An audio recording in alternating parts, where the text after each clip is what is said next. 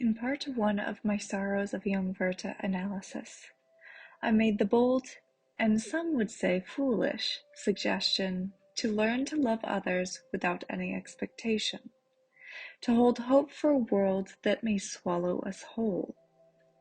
However, in part two, I brought up the dilemma of emotions like unrequited love that exist in our everydayness. Emotions seem to emerge before we understand that they are there, and so it can seem impossible to catch them, even though we wish to, so that we do not suffer. So now, what can we do about this if there is a limit to our human nature? As we cannot seem to keep 1 foot fully in the everydayness of emotions and 1 foot in the mode of non-everyday observations at the same time. I think the key here is when the limit is acknowledged. This idea was inspired by a fantastic net session over at OG Rose's channel, which I will link down below. So acknowledge that the limit is there. We can see that we have failed, fallen, lost, however you want to interpret it. However, it is in that failing that we have the ability to see the irrationality of our approach that we first thought was rational. For example, and I would like to stay in the context of dealing with emotions for this video because it relates to young Werther. Imagine you are a child. You become envious of someone else because they just got a new bike. So this begins to put a wedge in your friendship.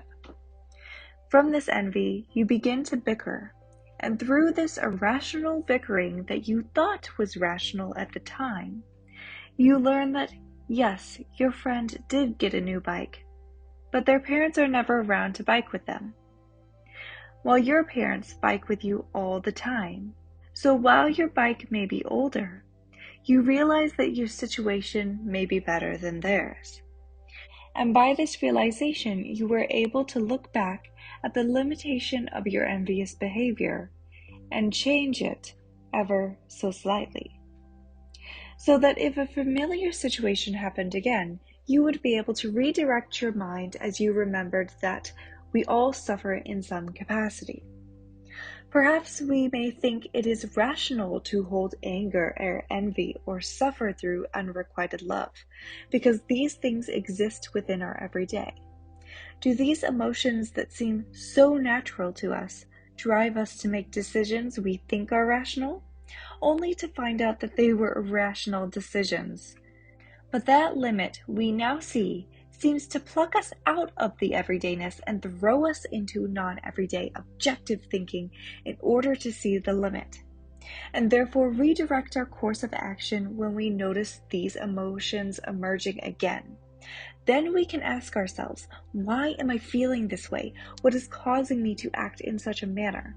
Perhaps if we learn to redirect our course enough, then we will have the ability to eventually move that redirection from our non-everyday observations to this everydayness. It is like a child learning to read for the first time. At first, reading is a confusing jumble of symbols, but practice enough times and the letters and words form. Then the words have meaning and connection and form sentences. Eventually, you don't even have to think about reading at all. You just read. Consider young Werther, who suffered because he longed for Lottie's love so much. Instead of seeing the limit and redirecting his course, he fell into the trap of this suffering again and again. There were times when I thought he would redirect his course of thinking, like when he left Lottie's presence for a while and spent time with himself. But he could not seem to get out of that mode of everydayness. Perhaps it was only in his death that irrational answer was found from his actual irrational decision to take his life that he thought was rational. To end this particular series on the limits and expansion of emotional capability in humans, I consider this. Perhaps if young Werther saw the limit and stepped out of the everyday, he would realize that, yes, his longing for Lottie is so great which means that a longing like that exists. He could then ask the question, does the longing exist here, or is this longing for another able to exist in other humans as well? Perhaps Lottie does not love me, that I do not know and cannot know. But if this longing exists in other humans, then I am not alone. And if I am not alone in this feeling, others will understand my pain. And through this understanding will a connection be formed. And if this connection is formed, will something then new be formed, an emotion, something that is greater than I thought my longing for Lottie was before. Through these limits is the expansion of self born.